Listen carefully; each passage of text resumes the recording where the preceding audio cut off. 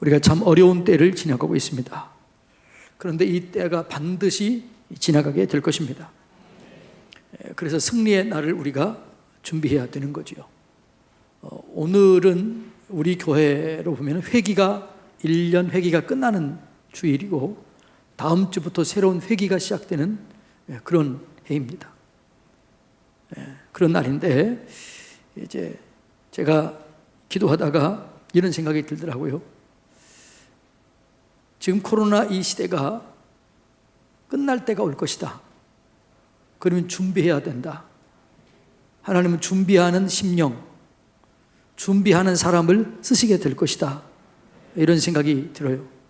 그래서 여러분, 코로나가 이제 끝나게 될 터인데 준비하는 자들만이 쓰임받게 될 줄로 믿습니다. 우리 교회가 여러분이 잘 준비되어서 영화롭게 쓰임받는 그런 축복을 누리시기를 축복합니다. 오늘 본문을 읽으면서 그런 생각이 들더라고요. 아, 지도자가 중요하구나. 여러분, 저를 위해서 끊임없이 기도해 주시기를 바랍니다. 오늘 본문에 보니까 이 사무엘이 태어났던 그 과정을 얘기하는 거예요. 그러니까 사무엘 시대가 있고 사무엘 전 엘리 시대가 있어요. 그러니까 이 시대를 사무엘과 엘리 시대로 나누는 거예요. 지도자가 중요하다는 거죠. 야, 지도자 역할이 이렇게 중요하구나, 이렇게 무겁구나 하는 생각이 들기도 했습니다. 나중에 역사를 기록할 때, 우리 교회 역사를 기록할 때 나는 어떤 시대로 기록이 될까, 또 그런 생각도 들어보기도 하더라고요. 여러분, 엘리 시대는 음성이 들리지 않은 시대였습니다. 음성이 희귀했다라고 말합니다. 전쟁이 끊임없이 이런 전쟁 가운데 있었던 시대, 빼앗겼던 시대, 평화가 없던 시대였습니다. 그런데 사무엘 시대가 되면 하나님의 음성이 들려지게 되고 전쟁이 끝나고 평강이 임하게 되고 하나님의 역사를 보고 듣는 이런 시대로 바뀌게 됩니다. 그런데 이 시대를 바꾸는 그 사무엘 시대를 열어가는 그 기초가 누구였어요? 한나의 기도를부터 시작이 됩니다. 한나의 기도를 기점으로 해서 사무엘이 태어나게 되고 그 사무엘이 자라면서 사무엘 시대가 열리게 되는 거지요. 그래서 이 한나의 기도가 시대를 바꾸는 기도가 된 거지요. 여러분의 기도, 저의 기도, 우리의 기도가 한 시대를 바꾸는 기도가 되기를 주님의 이름으로 축복합니다. 그러니까 모든 부흥의 역사는요, 기도로부터 시작이 됩니다. 우리 교회 사례를 보면은요, 이 부흥의 때가 있어요. 웨일즈 부흥, 여기는 한 광부의 기도로부터 시작이 됩니다. 아주사의 부흥, LA라고 우리는 다 로스앤젤레스 잘 알지요. LA의 부흥은 흑인 목사였던 윌리엄 시무어라고 하는 그 목사님으로부터 기도로부터 시작이 됩니다. 우간다의 부흥, 독재자 이디 아민의 핍박, 모든 핍박을 기도로 이겨냅니다. 1년 동안 갈대밭에 들어가서 심지어는 물속에 들어가서 빨대만 놓고 기도하다가 그 기도의 영광을 경험하게 돼요. 부흥을 경험하게 되는 거죠. 우리나라의 부흥은 장대현 교회에서부터 1907년 부흥이 났는데 길선주 목사님, 그 전에 하디 선교사님의 회개로부터 이 부흥이 시작이 됩니다. 그러니까 모든 이 부흥에는 기도가 시작된 거예요. 그러니까 부흥에는 어떤 분은 암호가 있다. 암호. 부흥을 일으키는 암호. 그게 뭘까요? 부흥을 일으키는 성경 구절이 지난주에 우리가 읽었던 역대하 7장 14절이에요. 내 이름으로 일컫는 내 백성이 그들이 악한 길에서 떠나 스스로 낮추고 기도하여 내 얼굴을 찾으면 내가 하늘에서 듣고 그들의 죄를 사하고 그들의 땅을 고칠지라. 이게 부흥의 암호가 있어요. 첫째는 뭐냐 그러면 회개입니다. 겸손입니다. 순종입니다. 철저한 기도입니다. 그리고 갈망하는 겁니다. 이렇게 회개하고 겸손하게 순종하고 하나님께 나아가 부르짖어 기도하고 갈망할 때 부흥이 오는 거예요. 우리가 이 새 시대를 준비할 때 이런 마음으로 준비하면 우리 시대에도 이 코로나 전후 시대가 완전히 바뀐다고 그러잖아요.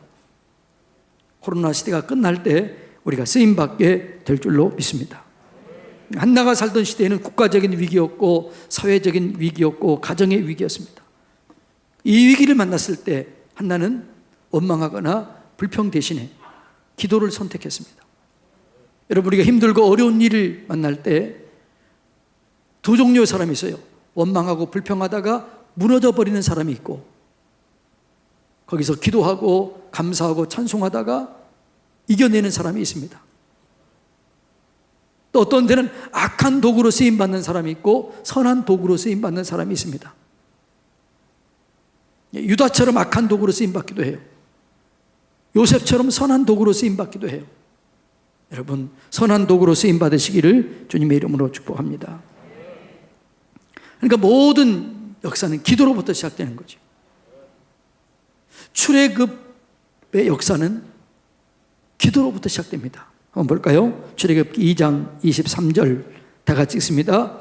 여러 해 후에 애굽 왕은 죽었고 이스라엘 자손은 고된 노동으로 말미암아 탄식하며 부르짖으니 그 고된 노동으로 말미암아 부르짖는 소리가 하나님께 상달된지라. 그러니까 출애굽의 시작은 어떻게 시작됐어요? 백성들의 간절한 기도, 기도로부터 이 출애굽 역사가 시작됐다는 사실을 우리는 깨달아야 되는 것이지요. 예. 기도는 하나님의 비밀한 것을 알 수 있는 기회가 되는 거죠. 예레미야 33장 3절 다 같이 읽습니다. 너는 내게 부르짖으라. 내가 응답하겠고 내가 알지 못하는 크고 비밀한 일을 내게 보이리라. 기도하는 자에게 하나님께서 비밀한 일을 보이는 거죠. 기도하는 자에게 다음 세대를 맡기는 거죠. 기도하는 자에게 새 시대를 맡기는 거죠. 우리 교회가 기도함으로 시대를 책임지는 교회, 새 시대를 이끌어가는 교회가 되기를 주님의 이름으로 축복합니다. 제가 기도하는 제목이 있어요. 하나님, 이 시대를 책임지는 교회가 되게 하여 주시옵소서. 이 시대를 이끌어가는 교회가 되게 해 주시옵소서. 그런 목회자가 되게 해 주시옵소서. 예. 우리가 코로나 이후의 시대를 이끌어가기 위해서는 기도가 쌓여져야 될 줄로 믿습니다. 한나 같은 기도를 드려야 될 줄로 믿습니다. 그러면 한나는 어떤 기도를 드렸느냐라는 거죠. 한나의 기도를 연구하고 한나처럼 기도하면 우리가 새 시대에 쓰임받게 될 것입니다. 한나의 기도는 첫째로 어려운 상황을 하나님께 그대로 내려놓습니다. 여러분, 힘들고 어려운 일이 있으면 사람 찾아가지 말고 사람께 얘기하지 말고 하나님께 나아가 부르짖어 기도하시기를 바랍니다. 있는 그대로를 얘기하시기 바랍니다. 한나가 이렇게 얘기합니다. 여호와 앞에 내 심정을 내가 토로했습니다. 내 원통함과 격분됨을 하나님께 얘기했습니다. 이렇게 얘기하는 거죠. 여러분, 힘들고 어려울 때 있습니다. 억울할 때 있습니다. 때로는 교회의 연약함이 보일 때가 있습니다. 그럴 때 여러분, 주님께 나가서 기도하시기를 바랍니다. 그러면 주님께서 그 기도를 들으시고 하나님이 역사하셔서 해결해 주실 줄로 믿습니다. 사람 찾아가면 뒷소리가 안 좋아요. 사람께 얘기하면 올무에 빠져요. 힘들고 어려울 때 사람 찾아가지 마시고 하나님께 나와서 그분께 모든 것을 내려놓고 기도하시기를 바랍니다. 그런 사람을 하나님이 쓰시는 거죠. 거기에 하나님이 역사하실 줄로 믿습니다. 여러분, 히스기야 왕 때 아수르 산헤립이 쳐들어와서 하나님을 모독하고 비웃고 조롱합니다. 그때 사내립이 어떻게 하냐 그러면 그 협박 편지를 가지고 하나님의 전에 그대로 올라갑니다. 그리고 올라가서 그걸 펴놓고 얘기해요. 하나님, 이렇게 힘들게 합니다. 힘이 듭니다. 그때 하나님께서 뭐라고 그래요?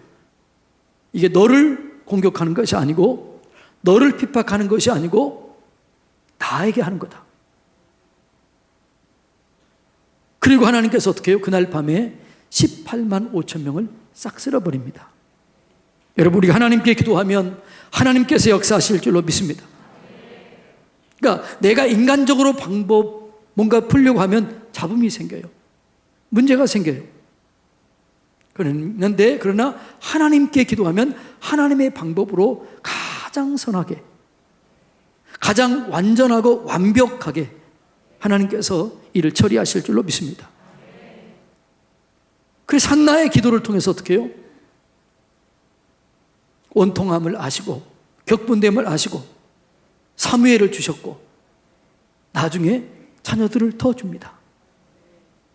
여러분, 이것이 하나님의 방법인 줄로 믿습니다. 두 번째로 한나의 기도는 소원하여 드렸다는 거예요. 소원 기도를 드린 거예요. 자, 한번 11절 볼까요? 소원하여 이르되 만군의 여호와여, 만일 주의 여종의 고통을 돌보시고 나를 기억하사 주의 여종을 잊지 아니하시고 주의 여종에게 아들을 주시면 내가 그의 평생에 그를 여호와께 드리고 삭도를 그 머리에 대지 아니하겠나이다. 소원한다는 말은 히브리어로 두 개가 단어가 있습니다. 하나는 이사르라는 단어예요. 이 말은 쾌락을 금한다, 향락을 금한다, 이런 의미가 있어요. 그 다음에 두 번째로는 네델이라는 단어가 있어요. 이 말은 내가 생명까지도 하나님께 드린다.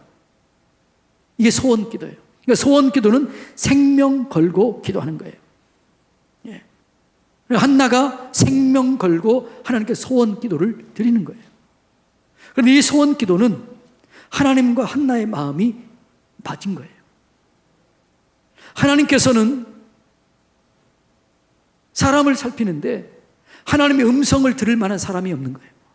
하나님께서 일을 맡기는데 그 일을 맡겨 살 만한 사람이 없는 거예요. 그래서 안타까워하고 있었습니다. 하나님의 사람이 없는 것을 안타까워 있을 때 한나가 얘기합니다. 하나님, 내게 아들을 주시면 이 아들을 하나님께 드리겠습니다. 이 아들을 통해서 하나님의 영광을 나타내겠습니다. 그러니까 하나님의 마음과 한나의 마음이 연결된 거예요. 그리고 이 기도를 통해서 하나님의 뜻도 이루어지게 되고 한나의 뜻도 이루어지게 되는 것입니다.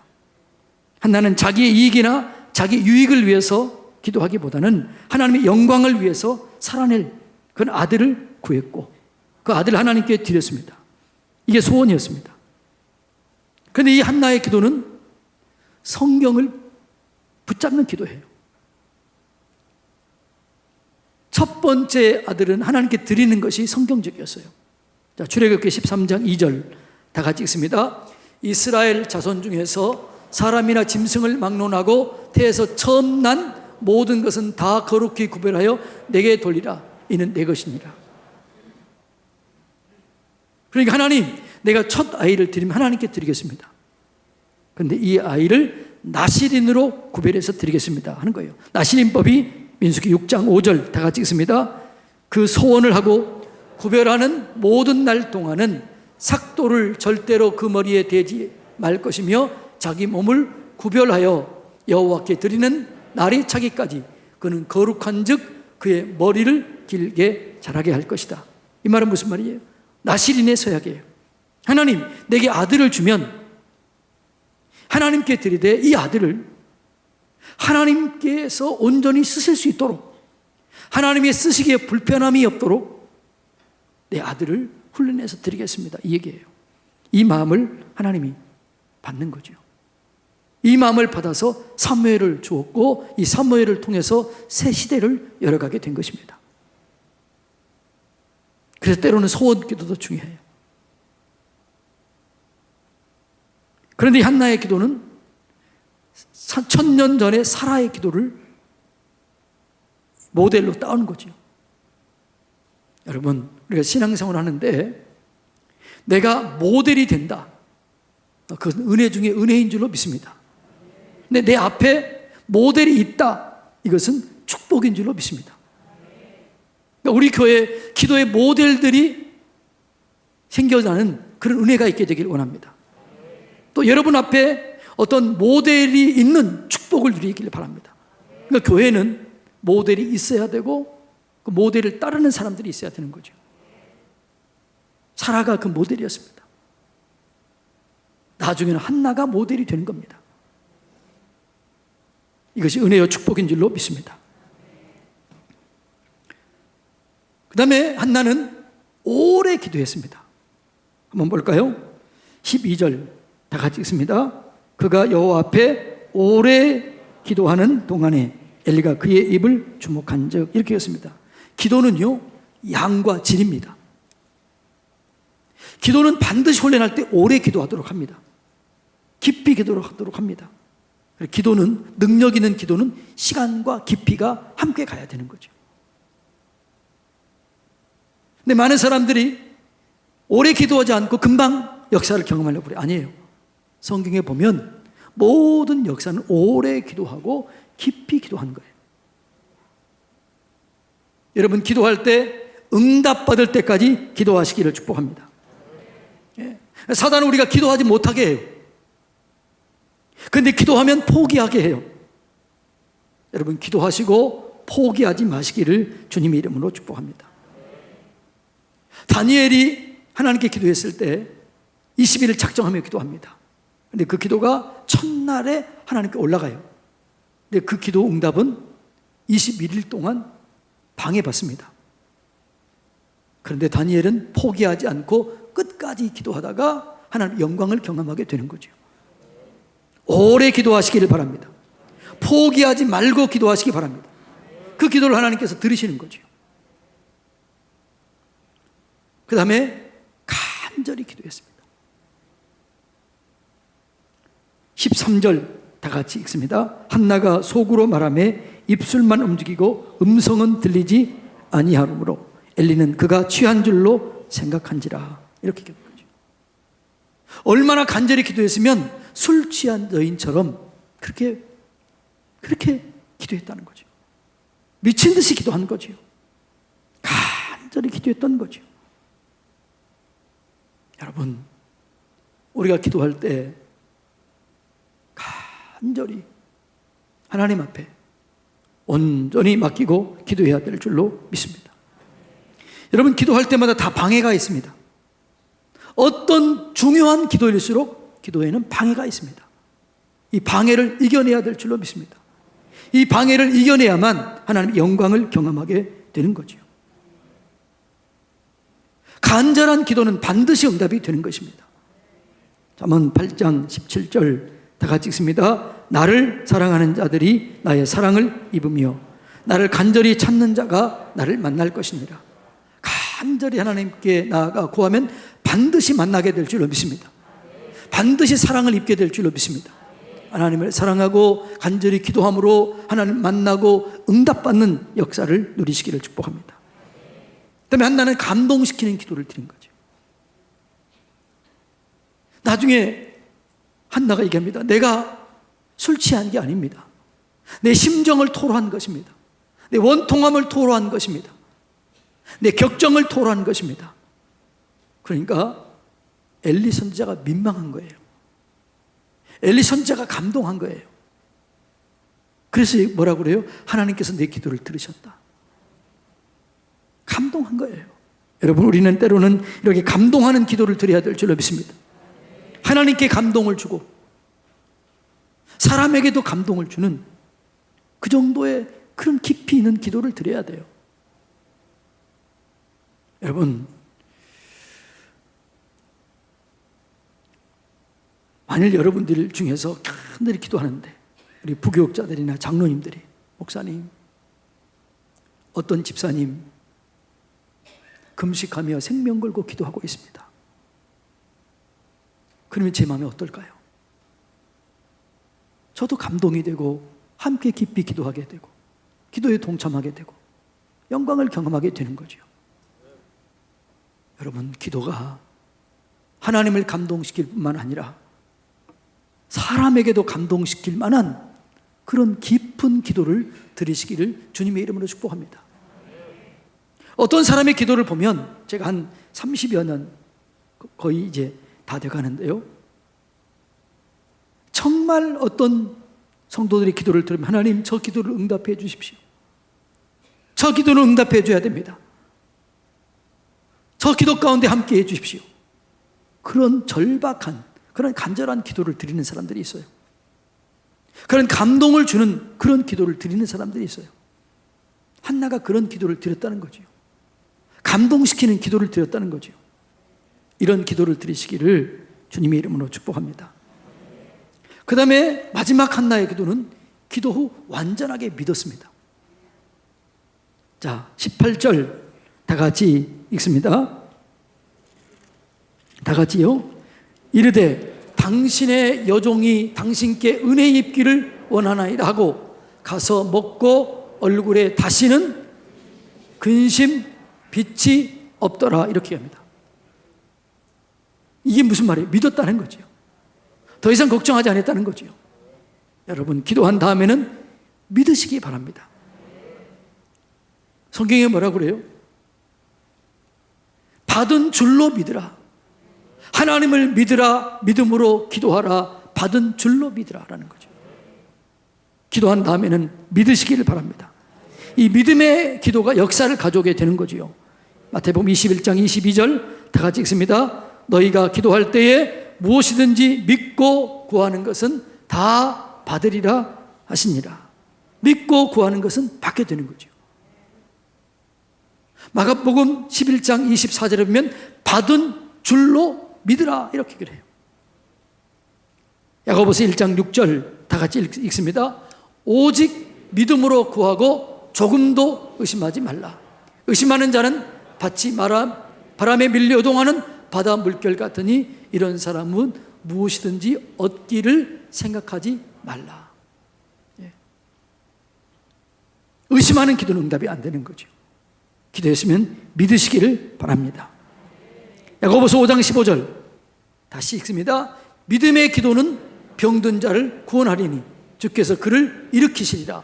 혹시 죄를 범하였을지라도 사하심을 받으리라. 믿음의 기도는 뭐라고요? 병든 자를 일으키는 거죠. 믿기 전에 하나님을 믿고 믿음으로 기도하고 받은 줄로 믿으시기를 축복합니다.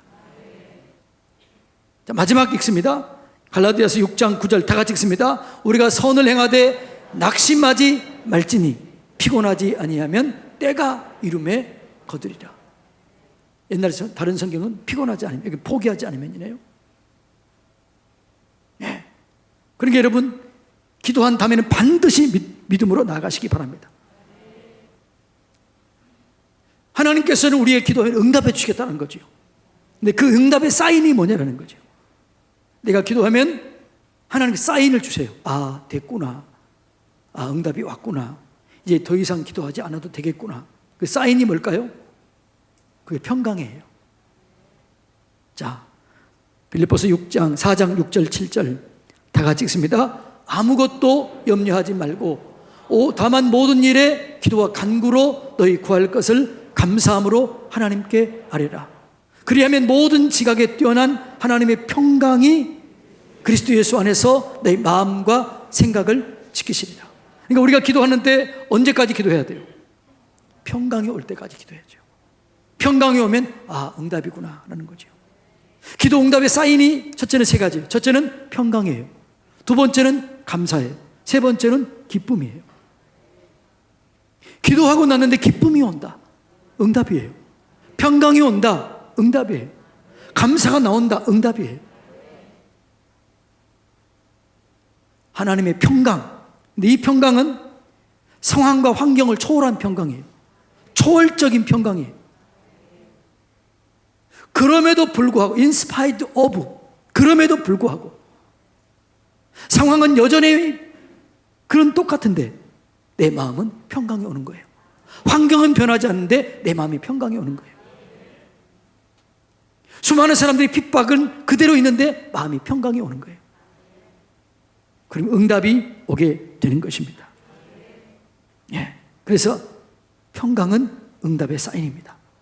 평강이 올 때까지, 감사가 올 때까지, 기쁨이 올 때까지 기도하시기 바랍니다. 사랑하는 성도님 여러분, 이제 지금 코로나 때문에 다들 어려움 속에 있습니다. 이제 몇 달 안에, 어쩌면 다음 달 바로 백신이 나오게 수도 있겠고, 또 치료약이 나올 수도 있을 것입니다. 그런데 코로나 이전과 이후 시대는 시대가 달라지는 거죠.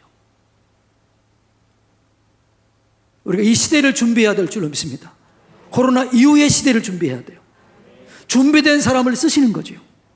준비된 심령, 준비된 가정, 준비된 교회, 준비된 나라를 쓰시는 거죠. 엘리 시대에서 사무엘 시대로 바뀌는 것처럼, 한나의 기도를 통해서 사무엘 시대를 열었던 것처럼 우리가 기도함으로 새 시대를 준비하기를 축복합니다. 새 시대에 쓰임받게 되기를 축복합니다. 우리 교회가 주도적으로 쓰임받게 되기를 축복합니다. 그러기 위해서 악한 것들 틈타지 못하도록 방어하고 기도함으로 하나님의 영광을 경험하는 우리 모두가 되시기를 주님의 이름으로 축복합니다. 기도하겠습니다.